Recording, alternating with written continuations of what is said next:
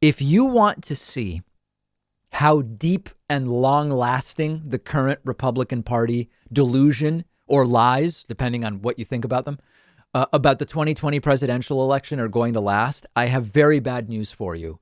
It looks like the denialism, delusion, and lies about the 2020 election are going to last for a very long time. I have video for you from yesterday of top House Republican Steve Scalise. He's the House Minority Whip, or whip, as some say. He went on ABC's This Week. He was interviewed by host Jonathan Karl and asked a very simple question. Are you ready to say the election wasn't stolen? Are you ready to say that Donald Trump didn't really win in a landslide, as he claims, and that Joe Biden simply won? He got more votes in enough states to get more than 270 electoral votes. Steve Scalise has asked this question. Listen to the equivocation. Listen to the language choices of Steve Scalise.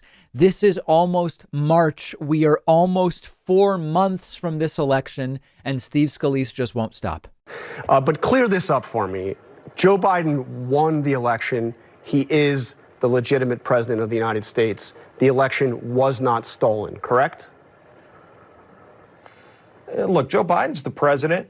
There were a few states that did not follow their state laws. That's really the dispute that you've seen continue on. And look, if you're Joe Biden, you probably want to keep talking about impeachment and anything other than the fact that he's killed millions of American energy jobs. That is a 29-second clip, half of which is the anchor talking. And still, in 15 seconds, Steve Scalise manages to slip in. Look, Joe Biden is the president, that's a sort of dog whistle. That's code for he is the president, but he didn't win. Understand the careful vocabulary choices there. Scalise says there were states that didn't follow their own state laws, by which he means too many people who wanted to vote were able to vote and nobody stopped them with the voter suppression that we were planning. And then he says Joe Biden would rather keep talking about impeachment. No, he wouldn't. Joe Biden hasn't been talking about impeachment since being sworn in. Every time Biden is asked about impeachment, he says, I'm not involved. I wasn't in the Senate when this was done. I had nothing to do with the House vote. I'm not getting involved. Since impeachment, Joe Biden also hasn't been talking about it. Joe Biden seems to have no interest in talking about impeachment.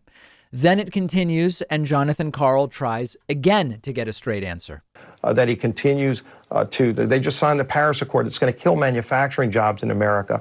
But at the end of the day, when you look at where we are in this country, either we're going to address the problems that happened with the election that millions of people are still concerned about. The Constitution says state legislatures set the rules for elections. That didn't happen in a few states. And so going forward, look, Joe Biden's the president. But doesn't towards what people are angry about. But Congressman, I know Joe Biden's the president. He lives at the White House. I asked you, is he the legitimate president of the United States? And do you concede that this election was not stolen? Very simple question. Please just answer it. Once the electors are counted, yes, he's the legitimate president. But if you're going to ignore the fact that there were states that did not follow their own state legislatively set laws. Once the electors voted, he's the legitimate president. But, and of course, what he means is the electors in some states voted for the person who didn't really win. In some states, Biden got the electoral vote, but he hadn't actually won the popular vote in those states. These are the continued dog whistles. There's a little bit more. Let's take a quick look at it. That's the issue at heart that millions of people still are not happy with and don't want to see happen again. You know, look, you can rehash the election from 2020 all day long, but there are people concerned about what the next election is going to look like. Are we going to finally get back to the way the rule of law works? And I think that's the biggest frustration many people have is those states that didn't follow the law, are they going to keep doing that in the future? Or are we going to finally get back to what the Constitution calls out for electing our leaders? Imagine saying, as Steve Scalise, a ranking Republican, says, that what people want with elections is to get back to the rule of law, despite Democrats. Trump lost, claimed victory at 2 a.m. on election night, ran a 2-month campaign claiming it was stolen and that he won in a landslide, had lawyers try more than 50 legal complaints, none of which went anywhere, still refused to concede, and then incited a riotous insurrection at the Capitol on January 6th. And Steve Scalise says, we need to get back to the rule of law. Well, talk to your own party. Talk to people like Josh Hawley and others. It's just stunning. And then, it's separately from this same interview, the topic of January 6th does come up. And Jonathan Karl points out Trump still hasn't taken any responsibility for his role in inciting that riot. Check out the mental gymnastics Scalise does here. Just as difficult to get an answer on this one. But wait a minute. I mean, he hasn't taken responsibility. You heard Kevin McCarthy say, I mean, do you agree with what Kevin McCarthy said there, that the president must take responsibility, that the facts demand that he take responsibility for what happened on January 6th? Well, first of all, I wrote a Wall Street Journal editorial about where I think the responsibility lays for January 6th, and surely there's a lot of blame to go around, but at the end of the day, the people who stormed the Capitol on January 6th, it was a disgrace, and they need to be held accountable. And in fact, over 180 have already been arrested, and I know the FBI is working to root out every person who broke into the Capitol, who attacked police. There's no that's obvious. I'm asking about Donald Trump's role in this. You heard, again, Kevin McCarthy. Do you agree with what he said?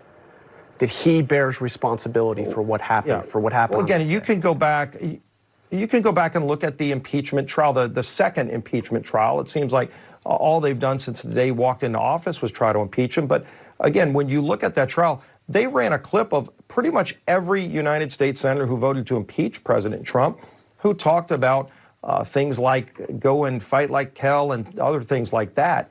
Even the simplest of questions, he will not answer if they would put any kind of blame on Donald Trump.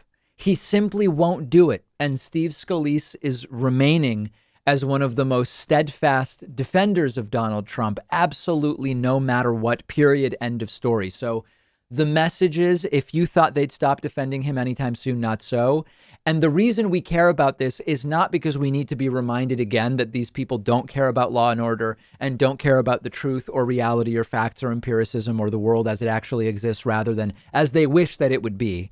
The reason this matters is that if they still won't even concede that Trump actually did lose, they aren't going to be anything but complete and utter obstructionists for the foreseeable future, which reinvigorates my thought that it's time to stop waiting on Republicans for COVID stimulus. It's time for Democrats to pass it via budget reconciliation. Let every single Republican, if they want, to vote against it and put themselves at risk of the electoral consequences if their constituents don't like it.